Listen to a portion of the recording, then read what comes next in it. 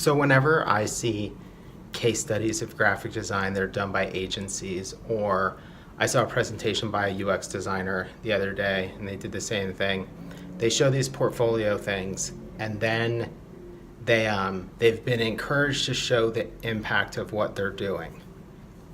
If you go on our website, you're not going to see the impact of what we're doing anywhere. If the CD that we designed for Rosie Warburton sells out the day it's available on her website, that has absolutely nothing to do with what that cover looks like. That has to do with the platform that she built up. If I get,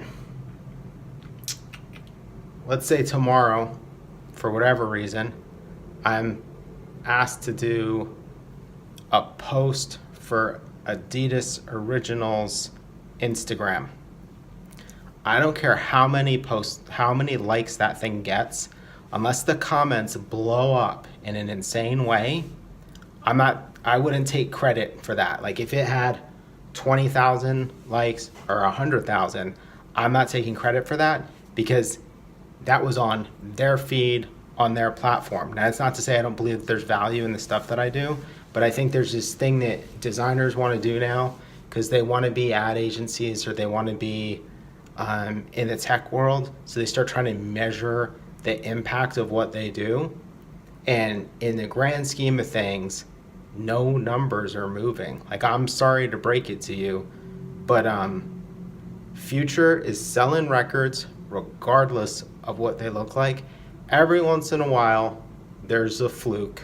Deaf Heaven is probably the best example of a band that got inexplicably popular, and maybe the gateway drug was the cover.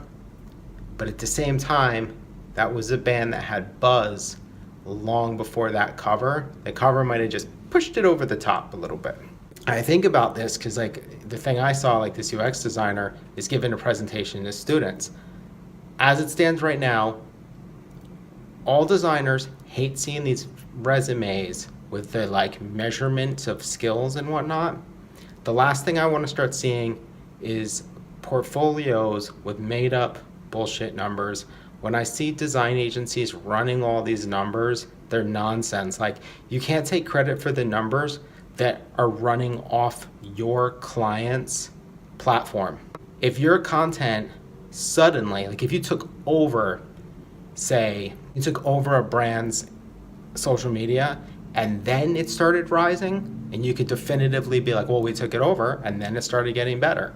But, you know, running 4 posts on Adidas' social media channel and then trying to claim that you've got all these like impressions or whatever, you didn't do shit. That stuff was going to get the impressions anyway.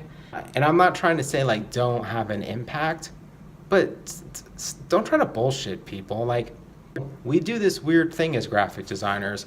We give form to things. We express ideas through visuals. But at the end of the day, in most instances, it's still about the content. And people get so intense about this. And I understand that, like, if I say that, like if I say actually a lot of graphic design is just about styling something, you get upset because that threatens your fees because you're trying to convince clients that it's not. And there are exceptions, but the exceptions are more rare than everyone thinks. My point is, it's cool to be a graphic designer. It's cool to make things that actually just do look cool.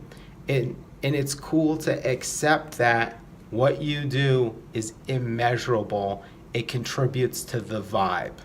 You know, it's like, I don't know, maybe it's like having good music on. I don't know.